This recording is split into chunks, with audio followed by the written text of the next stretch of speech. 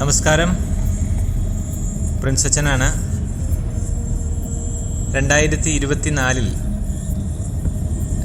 ലോകത്തിലെ ഏറ്റവും മനോഹരമായ രാജ്യങ്ങളിലൊന്നായ സ്വിറ്റ്സർലൻഡ് സന്ദർശിക്കാൻ ലഭിച്ചൊരവസരത്തെക്കുറിച്ചാണ് ഇന്നത്തെ വീഡിയോയിൽ പങ്കുവയ്ക്കുന്നത്. ഈ വീഡിയോ ഒരു പ്രത്യേക സ്ഥലത്തെക്കുറിച്ചുള്ള വീഡിയോയാണ്. 2024 ജൂൺ മാസം 4-ാം തീയതിയാണ് ജർമ്മനിയിൽ നിന്ന് സ്വിറ്റ്സർലൻഡിലേക്ക് കാറിൽ ഞങ്ങൾ എൻ്റെ പ്രിയപ്പെട്ട സുഹൃത്ത് ജർമ്മനിയിൽ ജോലി ചെയ്യുന്ന ഫാദർ ചാൾസിനൊപ്പം യാത്ര ആരംഭിച്ചത്.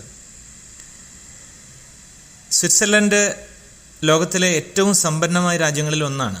നമുക്കെല്ലാവർക്കും അറിയാവുന്നതാണ്. ഭൂമിയിലെ സ്വർഗം എന്ന് വിളിക്കപ്പെടുന്ന അതിസുന്ദരമായ ഒരു രാജ്യം. ഈ രാജ്യത്തിൻ്റെ അതിർത്തികൾ പങ്കിടുന്ന മറ്റു രാജ്യങ്ങൾ ഫ്രാൻസ്, ഇറ്റലി, ജർമ്മനി, ഓസ്ട്രിയ, പിന്നെ ഏറ്റവും ചെറിയ രാജ്യങ്ങളിലൊന്നായ ലിക്റ്റൻസ്റ്റൈൻ എന്നീ 5 രാജ്യങ്ങളാണ് സ്വിറ്റ്സർലൻഡിൻ്റെ അതിർത്തികൾ പങ്കിടുന്നത്. വളരെ പ്രസിദ്ധങ്ങളായ ഒരുപാട് ടൂറിസ്റ്റ് കേന്ദ്രങ്ങളുള്ള ഒരു രാജ്യമാണ്. നമ്മളെല്ലാവരും കേട്ടിട്ടുള്ള ചില നാമങ്ങളാണ്, പേരുകളാണ് ദാവോസ്, സൂറിച്ച്, ജനീവ. ഇതൊക്കെ സ്വിറ്റ്സർലൻഡിലുള്ള പ്രദേശങ്ങളാണ്. സ്വിറ്റ്സർലൻഡ് ഒരു ഫെഡറൽ റിപ്പബ്ലിക്കാണ് എന്നുള്ള കാര്യം നമുക്കറിയാമല്ലോ. നമ്മുടെ ഇവിടെ ഉള്ളതുപോലെ തന്നെ ഒരു കേന്ദ്ര ഗവൺമെൻറ്റും പിന്നെ സ്റ്റേറ്റ് ഗവൺമെൻറ്റും ഉൾക്കൊള്ളുന്ന ഒരു ഫെഡറൽ റിപ്പബ്ലിക്കാണ് ഈ രാജ്യത്തിൻ്റെ ഭരണയന്ത്രം തിരിക്കുന്നത്. വളരെ മനോഹരമായിട്ട് സൂക്ഷിക്കുന്ന ഒരു രാജ്യം. എവിടെ തിരിഞ്ഞു നോക്കിയാലും മനോഹരമായ കാഴ്ചകൾ മാത്രമുള്ള ഒരു രാജ്യം. അങ്ങനെ നോക്കുമ്പോൾ ഈ ഒരു രാജ്യത്തിലൂടെയുള്ള യാത്ര, അത് സത്യം പറഞ്ഞാൽ എന്നെ സംബന്ധിച്ചിടത്തോളം എൻ്റെ ജീവിതത്തിലെ ഏറ്റവും വലിയൊരു സ്വപ്നമായിരുന്നു. അതും എൻ്റെ ഏറ്റവും പ്രിയപ്പെട്ട സുഹൃത്തിനൊപ്പം കാറിൽ യാത്ര ചെയ്യാൻ കിട്ടിയ അവസരം അതൊരിക്കലും മറക്കാനാവാത്തതാണ്. ഞാൻ എപ്പോഴും ഇത്തരത്തിലുള്ള വീഡിയോസ് ഞാൻ ഇടയ്ക്കിടയ്ക്ക് ഇരുന്ന് കാണും. എൻ്റെ ഹാർഡ് ഡ്രൈവിൽ നിന്ന് എടുത്തിട്ട് ഞാൻ കാണാറുണ്ട്. കാരണം നമ്മളൊരിക്കലും മറക്കാനാവാത്ത ഒരു സുന്ദരമായ യാത്രയായിരുന്നു അത്.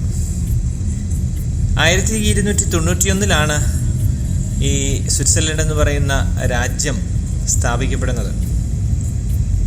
പക്ഷേ പിന്നീട് അത് ഒരു സ്വതന്ത്ര റിപ്പബ്ലിക്കായിട്ട് മാറിയത് 1815 നമ്മൾ മനസ്സിലാക്കിയിരിക്കേണ്ട ഏറ്റവും പ്രധാനപ്പെട്ടൊരു കാര്യം, 1ഉം 2ഉം ലോകമഹായുദ്ധങ്ങളിൽ പെടാതെ സ്വതന്ത്രമായിട്ട് നിന്ന ഒരു രാജ്യമാണ്.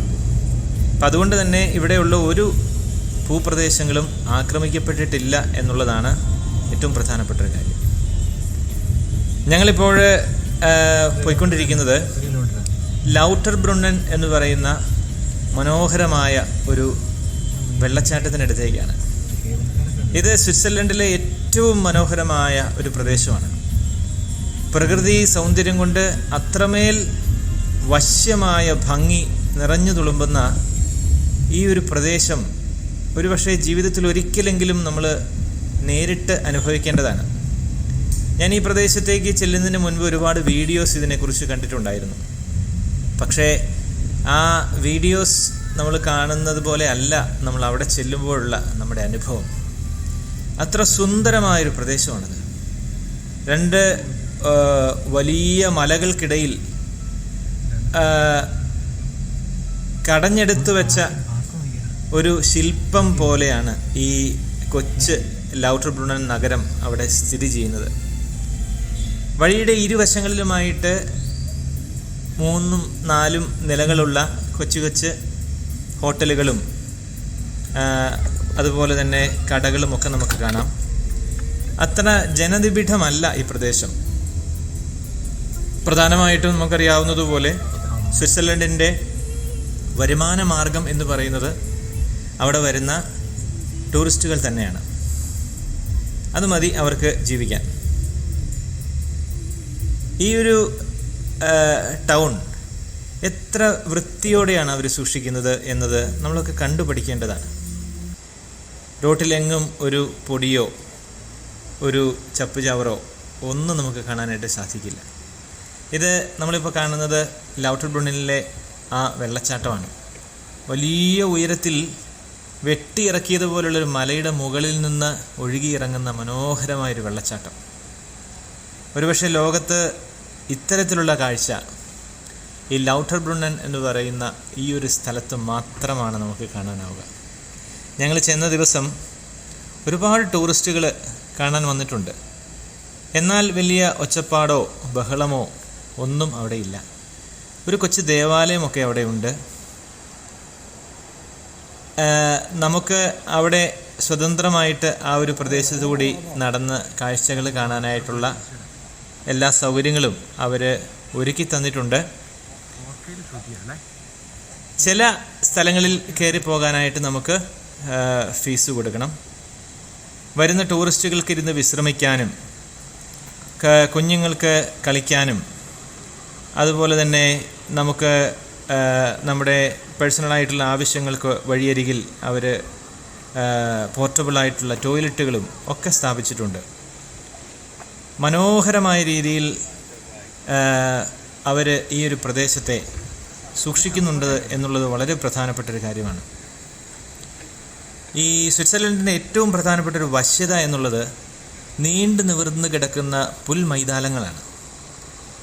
ഞാൻ മുമ്പ് സൂചിപ്പിച്ചതുപോലെ അവിടെയുള്ളൊരു പള്ളിയുടെ ശ്മശാനമാണിത്.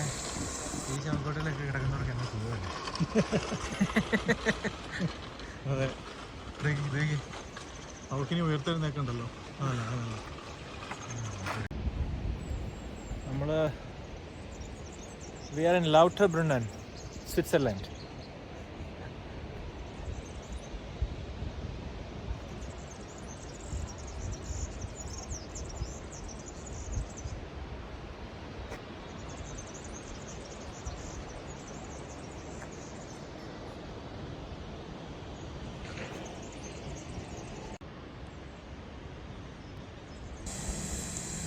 ഞാൻ സ്വിറ്റ്സർലൻഡിന് പോകുന്നതിന് മുൻപ് തന്നെ ലൗട്ടർബ്രുണ്ണൻ സന്ദർശിക്കണം എന്നുള്ളത് എൻ്റെ ഒരു സ്വപ്നമായിരുന്നു. ഞാനതിനു വേണ്ടി ഒരുപാട് പദ്ധതികളിട്ടിരുന്നു. അതേതായാലും ദൈവം സാധിച്ചു തന്നു എന്ന വലിയ ഒരു സന്തോഷത്തിലാണ് ഇന്ന് ആയിരിക്കുന്നത്.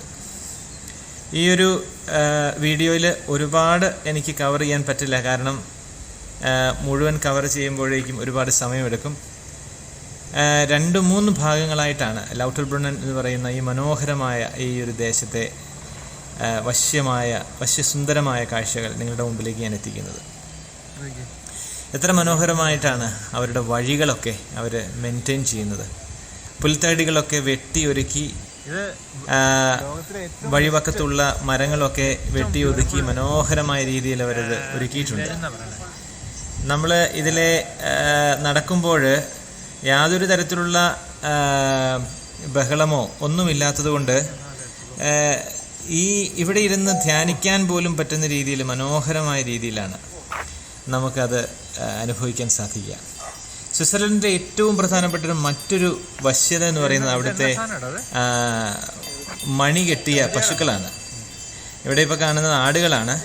പക്ഷേ അവരുടെ പ്രധാനപ്പെട്ട ഒരു വരുമാന മാർഗം ആയിട്ട് അവർ കാണുന്നത് ഈ പശു വളർത്തലാണ്. അപ്പോൾ സ്വിറ്റ്സർലൻഡിലെ പശുക്കൾ നമ്മുടെ ഇവിടുത്തെ നാട്ടിലെ പോലെയല്ല, തണുപ്പ് രാജ്യമായതുകൊണ്ട് വലിയ വലുപ്പമുള്ള പശുക്കളാണ്, നല്ല രോമമുള്ള പശുക്കളാണ്.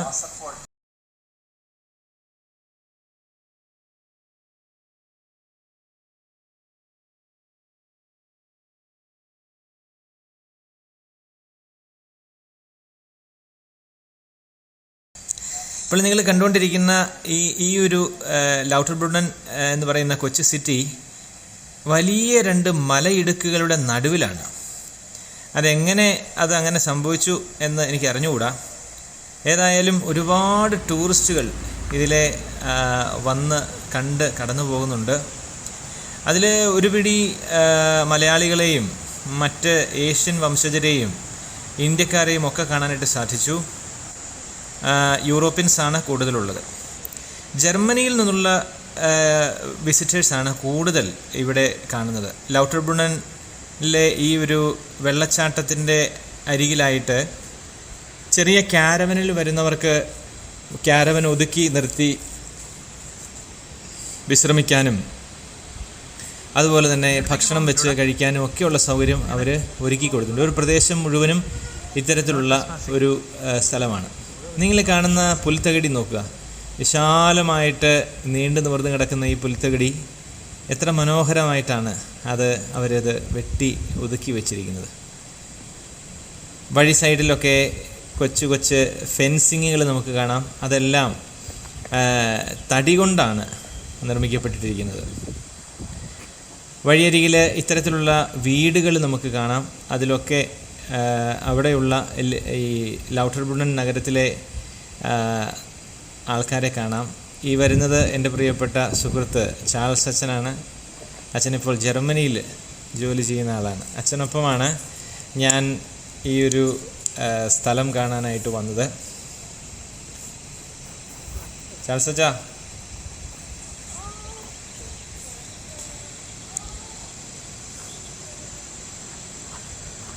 നോക്കൂ, എത്ര മനോഹരമായൊരു വെള്ളച്ചാട്ടമാണ്. ഞങ്ങൾക്ക് ഈ ഒരു വെള്ളച്ചാട്ടത്തിൻ്റെ അരികിലേക്ക് പോകാനുള്ള വഴിയുണ്ട്. അങ്ങോട്ടേക്കുള്ള നടപ്പിലാണ് ഞങ്ങൾ. ആ വെള്ളച്ചാട്ടത്തിൽ നിന്ന് ഒഴുകി വരുന്ന വെള്ളം ഒഴുകിപ്പോകുന്ന ഒരു കൊച്ചു തോടും നമുക്കവിടെ കാണാനായിട്ട് സാധിക്കും. എപ്പോഴും സ്വിറ്റ്സർലൻഡിലെ ഒരു ക്ലൈമറ്റ് ഒരു 15 ഡിഗ്രിയിൽ കൂടാറില്ല. അപ്പം അതുകൊണ്ട് തന്നെ നമുക്ക് നല്ല ഒരു അന്തരീക്ഷമാണ് അവിടെ ഉള്ളത്. സ്വിറ്റ്സർലൻഡിൻ്റെ പതാക നമുക്കറിയാവുന്നതുപോലെ ചുമന്ന നിറത്തിലുള്ള പതാകയിൽ ഒരു വെള്ളക്കുരിശാണ് അവരുടെ രാജ്യത്തിൻ്റെ ഒരു പതാകയായിട്ട് അവർ സ്വീകരിച്ചിരിക്കുന്നത്. സ്വിസ് മെയ്ഡായിട്ടുള്ള വസ്തുക്കൾ നമുക്കെന്നും പ്രിയപ്പെട്ടതാണ്. അവരുടെ ഏറ്റവും പ്രധാനപ്പെട്ട ചില വസ്തുക്കൾ നമുക്ക് ഭാരതത്തിൽ അവൈലബിൾ ആയിട്ടുള്ളതിലൊന്ന് എല്ലാവർക്കും പ്രിയപ്പെട്ട സ്വിസ് മെയ്ഡ് വാച്ചുകൾ. അത് ലോകപ്രസിദ്ധമാണ്. കൃത്യതയുടെ കാര്യത്തിൽ കടുകട വ്യത്യാസമില്ലാതെ ആണ് സ്വിസ് വാച്ചുകൾ നിർമ്മിക്കപ്പെടുന്നത്. അതുപോലെ തന്നെ സ്വിസ് നൈഫ്, സ്വിസ് മെയ്ഡായിട്ടുള്ള കത്തികൾ നമുക്ക് ഭാരതത്തിൽ ലഭ്യമാണ്. സ്വിസ് മെയ്ഡായിട്ടുള്ള ബാഗുകൾ, അങ്ങനെ ഒരുപാട് ഉൽപ്പന്നങ്ങൾ ഭാരതത്തിൽ ലഭ്യമാണ്. ഈ ഒരു ദേശം, പ്രത്യേകിച്ച് ഈ ലൗട്ടർബ്രുണ്ണൻ എന്ന് പറയുന്ന ഒരു പ്രദേശത്തിൻ്റെ ഏറ്റവും പ്രധാനപ്പെട്ട ഒരു മനോഹാരിത എന്ന് പറയുന്നത് അവരുടെ പുൽത്തകിടികളാണ്. മനോഹരമായ പുൽത്തകിടികൾ വെട്ടി ഒതുക്കി അവർ നിർത്തിയിട്ടുണ്ട്. അതുകൊണ്ട് തന്നെ ഈ പുൽത്തകിടികളിൽ അതിരിട്ട് നിൽക്കുന്ന മരങ്ങൾ ഈ പ്രദേശത്തിൻ്റെ വശ്യത കൂട്ടും. നിങ്ങൾക്ക് ഈ സൈഡ് വാക്കിൻ്റെ ലെഫ്റ്റ് സൈഡിൽ കാണുന്ന പ്രദേശങ്ങൾ കാണാനാവും. അതാണ് ഞാൻ മുമ്പ് സൂചിപ്പിച്ച ക്യാരവനിൽ വന്ന് ആൾക്കാർ ടെൻ്റ് അടിച്ച് താമസിക്കുന്ന ഇടങ്ങളാണ്. അവിടെ ദിവസങ്ങളോളം അവധിക്കാലത്ത് ജർമ്മനിയിൽ നിന്നും ഫ്രാൻസിൽ നിന്നുമൊക്കെ ടൂറിസ്റ്റുകൾ വന്ന് അവരുടെ ക്യാരവൻ അവിടെ ഒതുക്കി നിർത്തി ടെൻ്റ് അടിച്ച് അവരവിടെ വിശ്രമിക്കുന്നുണ്ട്.